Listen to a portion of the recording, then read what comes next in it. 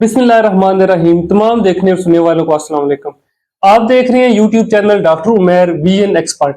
आज मैं बात करूंगा रिफ्रैक्टिव सर्जरी या लेजर सर्जरी के बारे में, क्योंकि बहुत ज्यादा लोगों का सवाल होता है कि क्या हम भी अपनी ऐनक का नंबर उतरवा सकते हैं या हमारी ग्लासेस उतर सकती हैं, और इसके लिए कौन कौन से प्रोसीजर हैं, यानी कितनी इसकी टाइप्स हैं और कौन सी ज्यादा अच्छी है, मतलब किसका ज्यादा फायदा है या ज्यादा सेफ कौन सी है।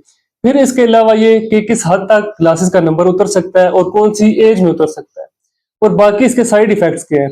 तो सारी डिटेल आपको बताऊंगा और हकीकत में इसके क्या फायदे हैं और क्या नुकसान है ये भी बताऊंगा, क्योंकि बहुत सारे डॉक्टर्स हैं, बहुत सारे ऐसे हैं जो इंस्टीट्यूट हैं जो अपनी रिफ्रैक्टिव सर्जरी के लिए लोगों को हकीकत से आगाह नहीं करते। तो सबसे पहले तो ये बताऊं कि इसके लिए हर किसी का ग्लासेस का नंबर नहीं उतर सकता।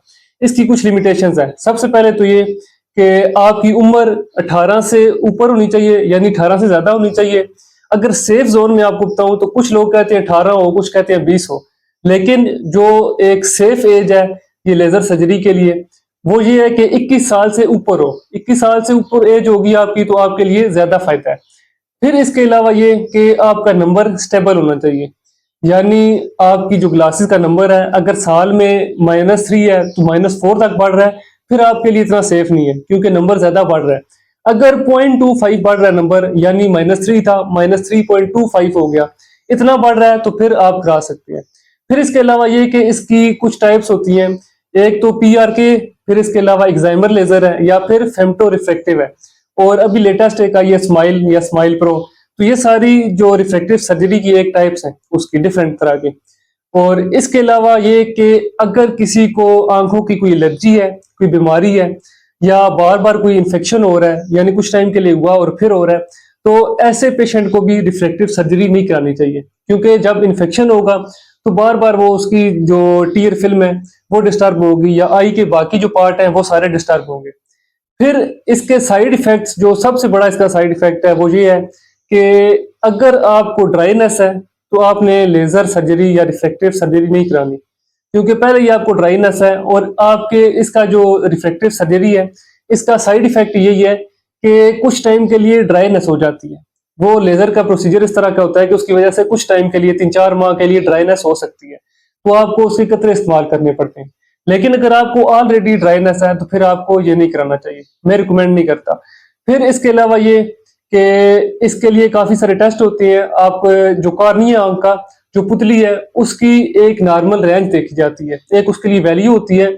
अगर वो उससे ज्यादा कम है तो फिर आपका लेजर सर्जरी या लेजर प्रोसीजर नहीं किया जाएगा।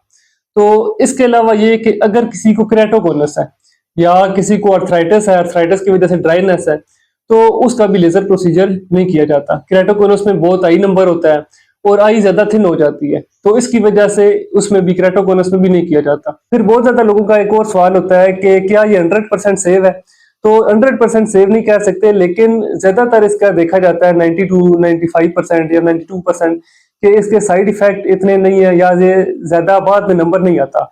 लेकिन कुछ केसेस ऐसे होते हैं जिनमें रिग्रेशन हो सकती है, यानी दोबारा नंबर आ सकता है, बहुत रेयर केस होते हैं। फिर इसके अलावा ये कि 0.25 नंबर आ जाता है या 0.5 आ सकता है, इतना ज्यादा नंबर नहीं आता। और दूसरा ये कि एक दफा अगर आपने रिफ्रैक्टिव सर्जरी करा ली तो दोबारा बहुत कम चांसेस होते हैं, यानी ना होने के बराबर है कि आप दोबारा नहीं करा सकते। या फिर कुछ केसेस में होता है कि अगर उनकी कॉर्निया की हेल्थ सही है तो फिर दोबारा करा सकते हैं। और एक और ये चीज पूछी जाती है कि क्या ये नजदीक के लिए भी सेफ है या सिर्फ दूर का नंबर है। तो ज्यादातर जो इसके सक्सेस रेट है वो मायोपिया में या मायोपिक एस्टिग्मेटिज्म में, यानी जो दूर का नंबर है माइनस का, उसके लिए ज्यादा देखा गया है कि ये कामयाब है।